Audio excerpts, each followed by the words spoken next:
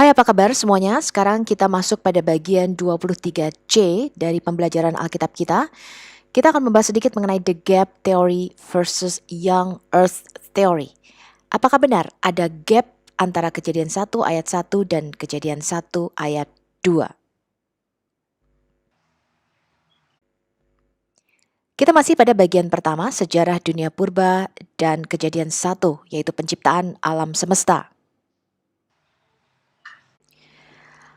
Apa itu the gap theory dan siapa yang pertama kali mempopulerkannya? Jika kita menelusuri kembali, maka Thomas Calmer yang hidup antara tahun 1780 sampai 1847 adalah orang yang pertama kali mengemukakan the gap theory ini. Dalam sebuah khotbah di gerejanya pada tahun 1804, the gap theory ini mulai dikemukakan oleh seorang pendeta muda, Thomas Calmer, yang segera menjadi salah satu evangelis Skotlandia yang terkemuka.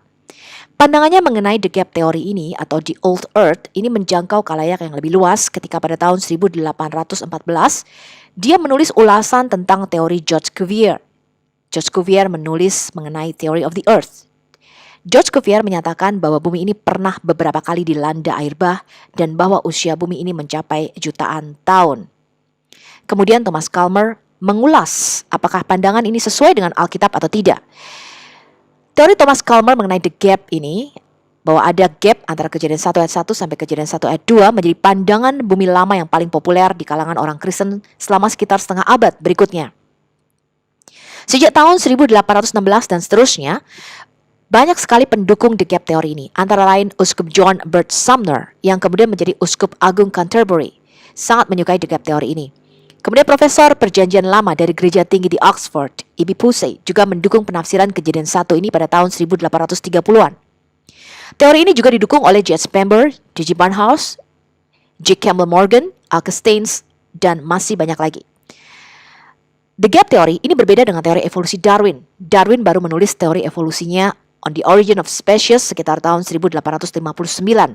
Jadi the gap theory ini bukan untuk menyatukan antara pandangan Alkitab dengan teori evolusi. The gap theory tidak percaya mengenai teori evolusi. The gap theory ini mempunyai pandangan bahwa 6 hari penciptaan ini secara literal, yaitu 1 kali 24 jam kali 6 hari.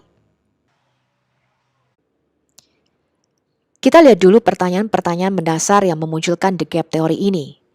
Yang pertama, kapan surga atau langit ketiga dan malaikat-malaikat ini diciptakan?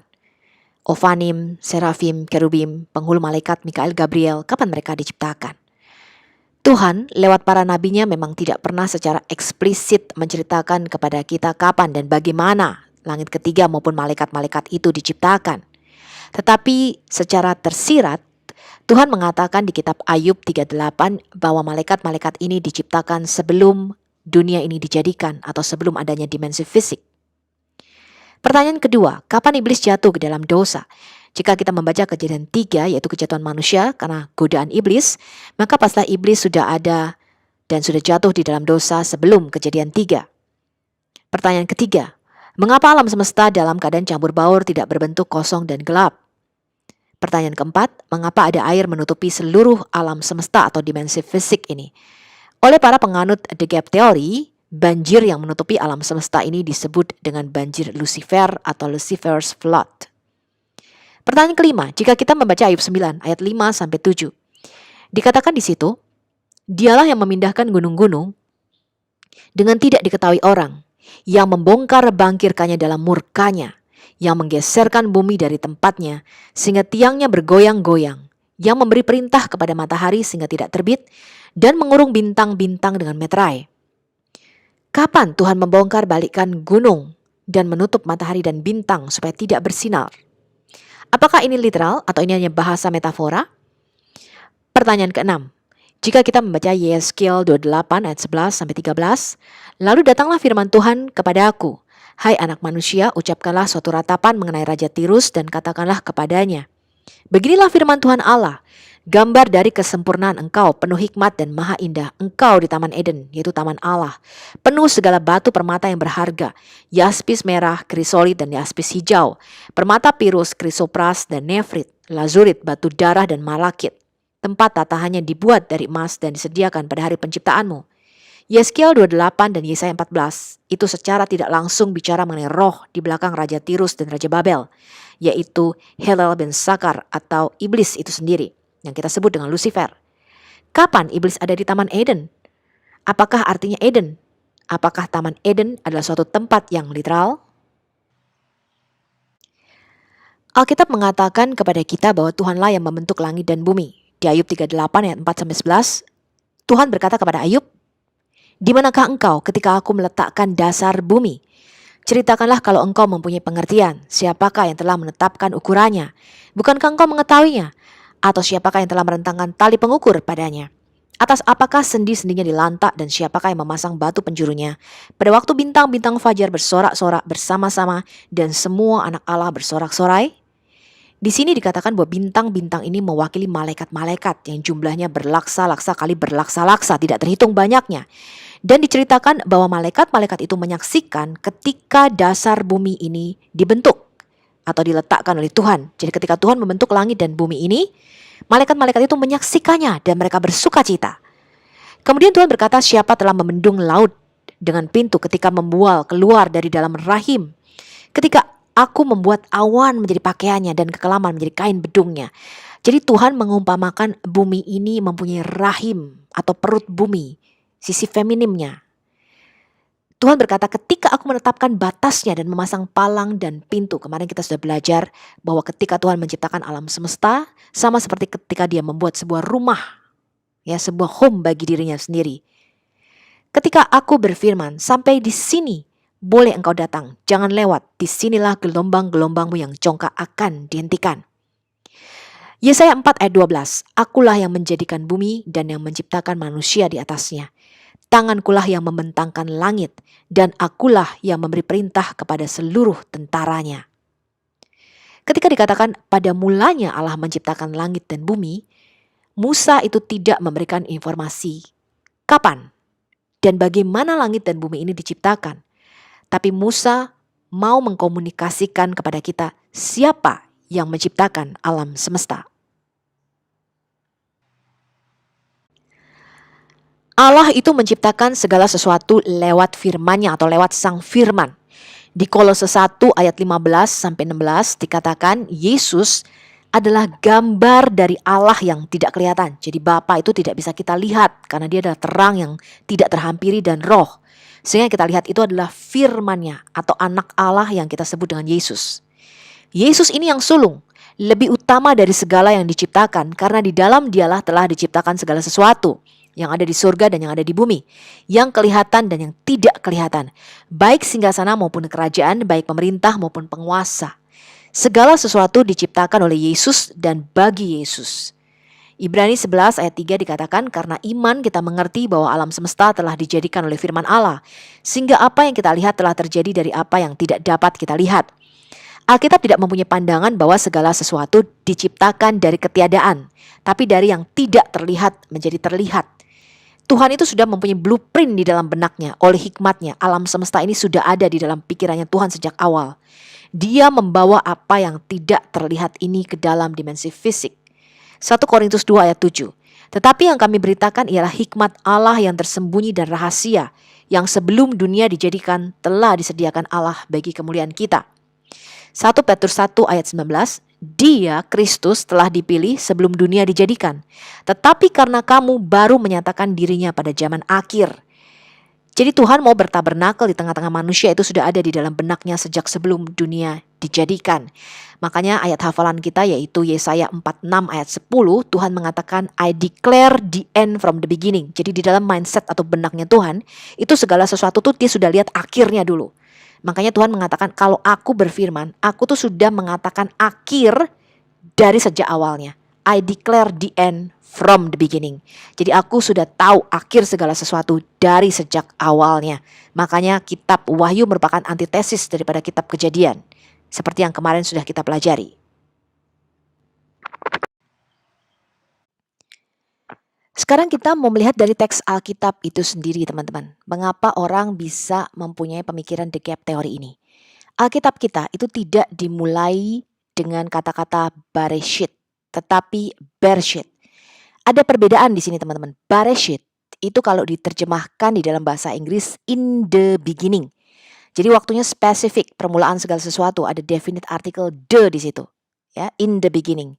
Tetapi kata Bereshit itu kalau diterjemahkan menjadi in a beginning. Jadi kalau teman-teman misalnya kita dengar cerita dongeng ya, Cinderella, kemudian dongeng Putri Salju gitu ya, selalu dimulai dengan once upon a time, ya, pada suatu waktu di negeri antah berantah. Nah, sama teman-teman, ketika Musa menceritakan penciptaan alam semesta, dia menggunakan kata-kata Bereshit, in a beginning. Jadi bisa diterjemahkan when God created, ketika pada mulanya. Kemarin kita sudah membandingkan dengan Enuma Elish, ya, when in high, ya, suatu waktu pada mulanya ketika di ketinggian, ya. Itu kata-kata penciptaan permulaan di Enuma Elish atau the seven tablets of creations. Kita udah belajar, ya. Sama teman-teman di sini, Bereshit itu bisa diterjemahkan menjadi when God created, ketika pada mulanya Elohim menciptakan langit-langit dan bumi. Ini kalimat pertamanya. Kemudian ada kata sambung di situ. Veha aretz hayitah tohu vavohu. Dan bumi itu menjadi tidak berbentuk dan kosong. Jadi menjadi tohu vavohu. Jadi menjadi campur aduk dan kosong. Void. Ya.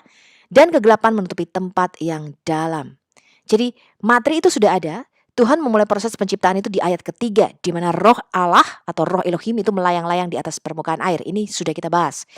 Nah, mengapa bumi ini menjadi, atau kata di situ adalah hayetah. Hayetah itu became, ya, atau menjadi, tidak berbentuk dan kosong.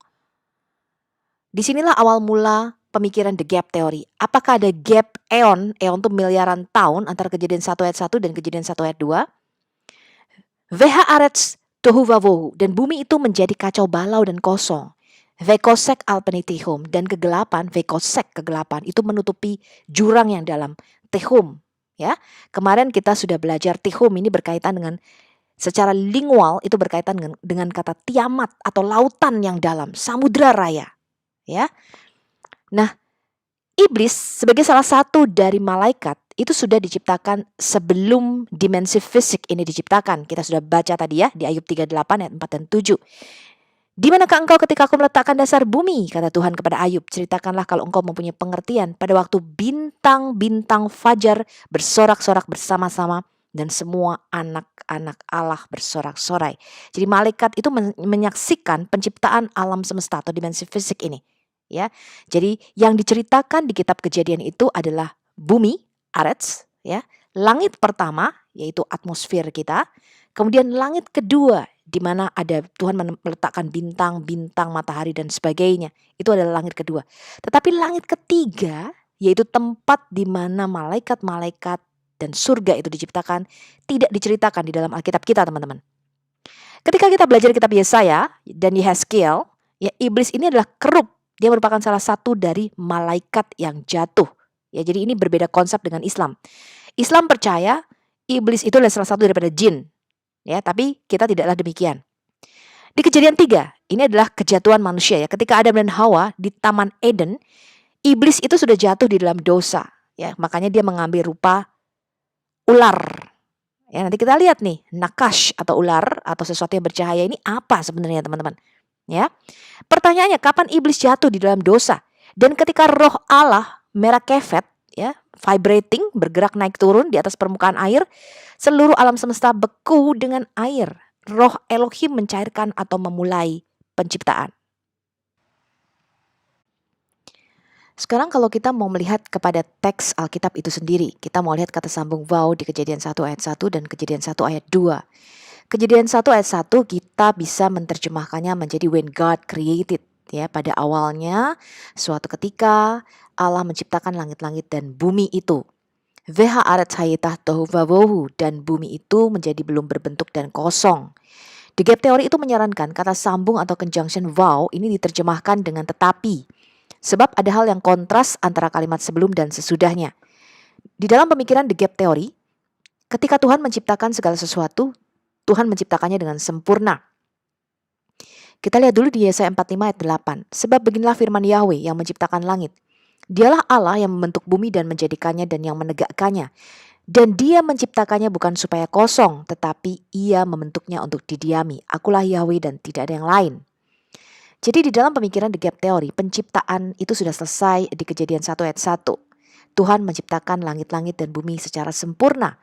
Tetapi kalimat keduanya menyatakan bumi itu menjadi belum berbentuk dan kosong. Kata hayatah dari akar kata hayah itu bisa diterjemahkan sebagai it became atau menjadi. Jadi di dalam seluruh Alkitab kita, hampir secara keseluruhan, hayatah itu artinya became atau menjadi. Jadi perubahan dari suatu bentuk pertama menjadi bentuk kedua. Sehingga di dalam The Gap Theory, Kejadian 1 ayat 1 sampai 2, itu bisa diterjemahkan sebagai pada awalnya ketika Allah menciptakan langit-langit dan bumi itu, akan tetapi bumi itu menjadi tidak berbentuk dan kosong atau tohu wabohu. Nah, dasar pemikiran The Gap Theory adalah ada sesuatu yang terjadi antara Kejadian 1 ayat 1 dan Kejadian 1 ayat 2. Kenapa bumi yang tadinya diciptakan dengan sempurna bisa berubah menjadi chaos atau campur baur dan tidak berbentuk serta kosong. The Gap Theory menyarankan disinilah pemberontakan Hillel ben Zakkar itu terjadi atau pemberontakan iblis terjadi. Sehingga bumi itu dihancurkan dalam bentuk yang sekarang ini. Dan dalam kitab Ayub tadi kita sudah membaca bahwa Tuhan suatu waktu pernah menjungkir balikan bumi dan gunung-gunung dan pernah menutup atau memeteraikan matahari dan bulan bintang sehingga tidak bersinar. Nah, The Gap Theory menyarankan hal ini terjadi ketika adanya pemberontakan iblis di Kejadian 1 ayat 1 dan Kejadian 1 ayat 2. Di antara dua ayat ini terdapat eon tahun atau miliaran tahun atau jutaan tahun yang kita tidak tahu, sehingga disinilah pemberontakan iblis itu terjadi dan bumi kemudian dihancurkan pada waktu itu. Sehingga ada air yang menutupi samudra raya, disitulah neraka diciptakan. Ini adalah dasar pemikiran The Gap Theory, teman-teman.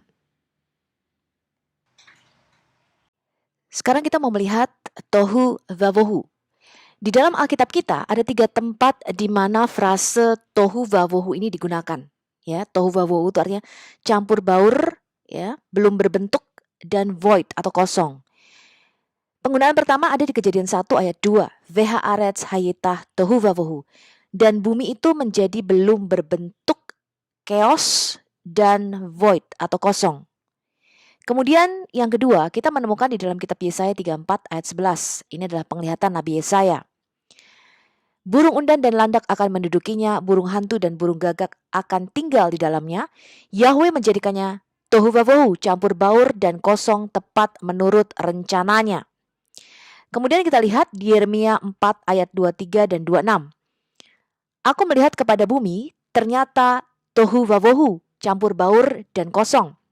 Dan melihat kepada langit, tidak ada terangnya. Aku melihat kepada gunung-gunung, ternyata goncang dan seluruh bukit pun goyah. Aku melihat ternyata tidak ada manusia, dan semua burung di udara sudah lari terbang. Aku melihat ternyata tanah subur sudah menjadi padang gurun, dan segala kotanya sudah runtuh di hadapan Yahweh, di hadapan murkanya yang menyala-nyala. Penganut The Gap Theory ini mempertimbangkan penglihatan Nabi Yesaya dan Nabi Yeremia adalah sama dengan keadaan bumi ketika dihancurkan pertama kali, di mana tidak ada manusia dan kota-kotanya runtuh. Ini adalah kehancuran pertama oleh karena kejatuhan iblis. Dan teori ini mengatakan kita tidak tahu ya berapa eon tahun alam semesta ini dibiarkan dalam keadaan tidak berbentuk, campur baur dan kosong. The Gap Theory menyatakan dengan kejatuhan iblis ini neraka diciptakan dan untuk mendinginkannya alam semesta, maka Tuhan menutupnya dengan air. Sampai roh Allah kembali menciptakan ulang alam semesta di Kejadian 1 ayat 2. Jadi kisah penciptaan di Kejadian 1 ayat 2 menurut penganut The Gap Theory ini adalah recreation atau penciptaan ulang alam semesta. Sekarang kita mau melihat komentar Rashi atau Rabbi Salomo Yitzhaki. Rashi mengatakan bukti lebih lanjut bahwa langit dan bumi bukanlah yang pertama diciptakan adalah bahwa Shamayim atau surga, langit ketiga, itu diciptakan dari Ish dan Mayim. Jadi kata Samayim itu kalau kita construct ya, kita lihat detailnya itu terdiri dari kata Ish dan Mayim. Itu menurut literatur rabbinik.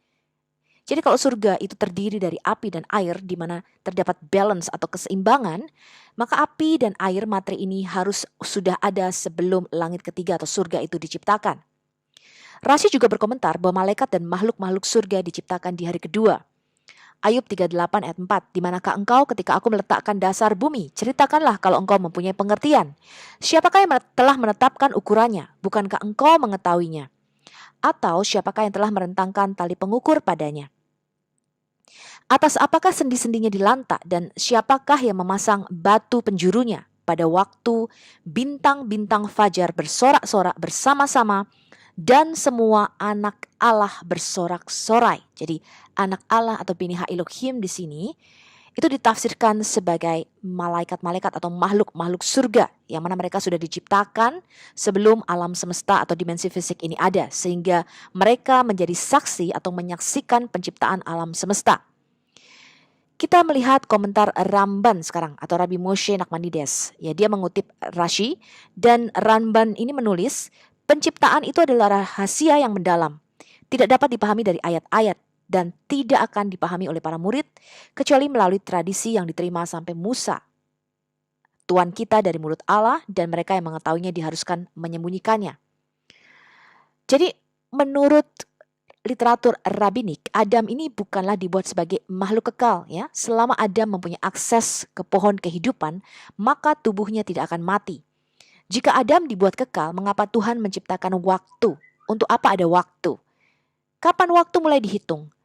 Rabi mengatakan tahun penciptaan dimulai pada saat Adam meninggalkan taman di Eden. Berapa lama Adam dan Hawa di taman Eden? Yang kudus, terberkatilah Dia menciptakan semua makhluk dari ketiadaan mutlak. Dan kita tidak memiliki ekspresi lain dalam bahasa lidah atau bahasa Ibrani yang kudus untuk mendeskripsikan sesuatu, ya. Aksi mengeluarkan sesuatu dari ketiadaan kecuali kata bara atau kata penciptaan. Kata bara ini ditemukan hampir secara eksklusif dalam ayat-ayat penciptaan. Dan tidak ada satupun dari semua yang dibuat di bawah matahari atau di atas, ya, itu ada secara langsung dari ketiadaan. Jadi kata bara ini selalu eksklusif penciptaan yang dilakukan oleh Tuhan. Sekarang kita mau melihat kapan iblis jatuh ke dalam dosa. Tentu saja iblis pasti telah jatuh ke dalam dosa sebelum kejatuhan Adam di Kejadian 3. Jika tidak akan ada pencobaan atau godaan di taman di Eden. Penganut teori kreasionis bumi muda atau The Young Earth mengatakan bahwa iblis jatuh beberapa saat setelah Kejadian 1 ayat 31 dan sebelum Kejadian 3. Penganut kreasionis The Gap teori mengatakan bahwa iblis jatuh di antara Kejadian 1 ayat 1 dan Kejadian 1 ayat 2. Sekarang kita mau melihat dulu Alkitab kita, di mana kejatuhan iblis ini dinubuatkan di kitab Yesaya. Yesaya 14 ayat 12 sampai 14 dikatakan, wah, engkau sudah jatuh dari langit, hai bintang timur, putra fajar, Helel ben Sakar. Ya, jadi kata-kata Helel ben Sakar di dalam Alkitab Latin kita diterjemahkan sebagai Lucifer. Engkau sudah dipecahkan dan jatuh ke bumi. Hai yang mengalahkan bangsa-bangsa, engkau yang tadinya berkata di dalam hatimu, aku hendak naik ke langit, aku hendak mendirikan tahtaku mengatasi bintang-bintang Allah. Artinya mengatasi semua makhluk surga atau malaikat-malaikat Allah. Dan aku hendak duduk di atas bukit pertemuan jauh di sebelah utara. Jadi di sebelah utara bumi itu dipercaya sebagai tempat tahta Allah atau surga ketiga di sana, ya. Di mana ada sidang ilahi yang disebutkan sebagai tempat pertemuan para makhluk surga di sana. Dikatakan aku hendak naik mengatasi ketinggian awan-awan, hendak menyamai yang maha tinggi. Jadi dosa daripada iblis ini adalah dia ingin menjadi sama seperti Allah. Sebaliknya ke dalam dunia orang mati engkau diturunkan ke tempat yang paling dalam di liang kubur. Orang-orang yang melihat engkau akan memperhatikan dan mengamat-amati engkau, katanya. Inikah dia yang telah membuat bumi gemetar dan yang telah membuat kerajaan-kerajaan bergoncang. Kemudian kita melihat juga nubuatan lain ya mengenai kejatuhan iblis di Yeskiel 28 ayat 12 sampai 14. Beginilah firman Tuhan Allah. Gambar dari kesempurnaan engkau, penuh hikmat dan maha indah. Engkau di taman Eden, yaitu taman Allah, penuh segala batu permata yang berharga. Yaspis merah, krisolit dan yaspis hijau, permata pirus, krisopras dan nefrit, lazurit, batu darah dan malakit. Tempat tatahannya diperbuat dari emas dan disediakan pada hari penciptaanmu. Kuberikan tempatmu dekat kerub yang berjaga. Di gunung kudus Allah engkau berada dan berjalan-jalan di tengah batu-batu yang bercahaya. Jadi digambarkan bahwa iblis ini, yaitu Helel ben Sahar ini, yaitu kerub yang jatuh ke dalam dosa, dia ada di taman di Eden. Ya, kemudian ada 9 batu yang dikatakan melekat pada dia. Batu ini nanti kalau kita pelajari lebih lanjut teman-teman, ini sama seperti batu yang ada di dalam baju efod imam besar, ya, imam besar Harun, tetapi jumlahnya 12. Nah, sedangkan Lucifer, ya, atau Helel ben Sakar ini memiliki 9. Nanti kita lihat apa hubungannya teman-teman ketika kita belajar lebih lanjut ya mengenai Yeskiel 28 ini. Ada berapa banjir bah di dalam Alkitab kita? Kita baca dulu 2 Petrus 3 ayat 5-7. Mereka sengaja tidak mau tahu bahwa oleh firman Allah, langit telah ada sejak dahulu, dan juga bumi yang berasal dari air dan oleh air, atau diterjemahkan sebagai standing out of the water and in the water. Dan bahwa oleh air itu, bumi yang dahulu telah binasa dimusnahkan oleh air bah. Tapi oleh firman itu juga langit dan bumi yang sekarang terpelihara dari api dan disimpan untuk hari penghakiman dan kebinasaan orang-orang fasik. Jadi Rasul Petrus di sini menubuatkan bahwa nanti bumi itu tidak lagi akan dimusnahkan oleh air, tetapi oleh unsur-unsur api. Ya, jadi langit dan bumi alam semesta ini akan dihancurkan dengan nyala api. Sekarang kita lihat teman-teman, Wahyu 21 ayat 1. Ini adalah penglihatan Rasul Yohanes di Pulau Patmos.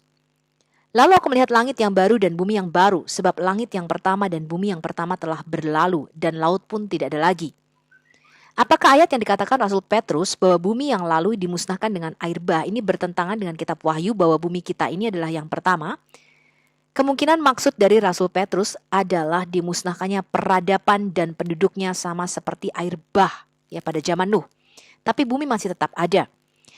Penganut The Gap Theory ini mempunyai pandangan ya bahwa air bah di kitab Kejadian ketika bumi dan alam semesta ditutupi dengan samudra raya, ini adalah banjir yang pertama yang disebut dengan banjir Lucifer atau Lucifer's Flood.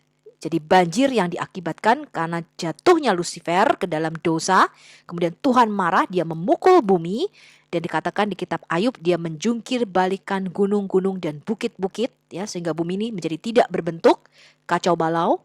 Ya, kemudian Tuhan menutup matahari, bulan dan bintang-bintang, ya. Jadi dia memeterai matahari, bulan dan bintang-bintang sehingga tidak lagi bersinar. Jadi kegelapan melingkupi seluruh alam semesta. Nah, ini adalah tafsiran daripada penganut The Gap Theory. Menurut Wahyu Yohanes, bumi yang pertama ini juga akan dimusnahkan dengan api nantinya ya pada hari penghakiman. Oke, kita sampai pada akhir pembelajaran kita pada sesi kali ini. Lalu apa kesimpulan kita? The Gap Theory itu disebut juga The Ruin and Reconstruction Theory atau teori keruntuhan dan restorasi. Tapi ada beberapa pertanyaan yang harus kita jawab jika kita menganut pandangan The Gap Theory ini. Apakah ada pre-Adamic race atau ras sebelum Adam? Makhluk-makhluk seperti apa yang ada sebelum Adam? Apakah ada peradaban sebelum Adam? Apakah ada kematian sebelum Adam? Karena dikatakan oleh karena dosa satu orang yaitu Adam, maka dosa dan kematian menjalar kepada seluruh umat manusia. Dikatakan demikian di dalam Alkitab kita.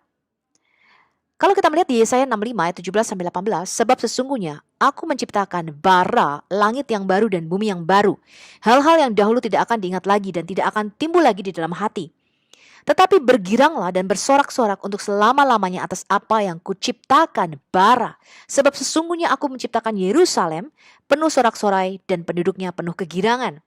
Kata bara di sini yang diterjemahkan to create bukan dari tidak ada menjadi ada, tetapi bicara mengenai restorasi, pemulihan atau penciptaan ulang. Kemudian kita melihat di Kejadian 1 ayat 2 hayitah, ya, bisa diterjemahkan dengan menjadi atau to became. Kata hayah ini bisa diterjemahkan dengan dan bumi menjadi tidak berbentuk dan kosong. V'haaretz hayitah tohu vavohu. Kata hayitah dari akar kata haya yang dipakai di Kejadian 1 ayat 2 ini kita bandingkan dengan Kejadian 3 ayat 22, Kejadian 19 ayat 26, Kejadian 21 ayat 20, kemudian di Keluaran 7 ayat 19, Keluaran 8 ayat 17 dan Keluaran 9 ayat 10. Semua kata hayah di sini diterjemahkan dengan menjadi. Akhir daripada pembelajaran kita, kesimpulan daripada sesi kali ini yang menjadi pokok iman kita nih adalah The Gap Theory tidak mempengaruhi doktrin utama dari kekristenan.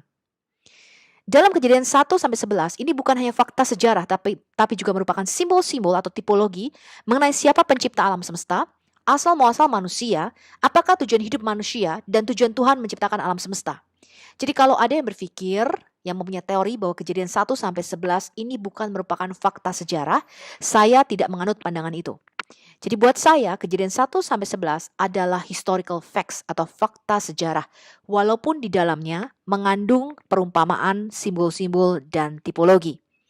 Demikianlah akhir sesi dari pembelajaran kita kali ini. Sampai jumpa di sesi berikutnya, kita akan mulai masuk kepada penciptaan manusia.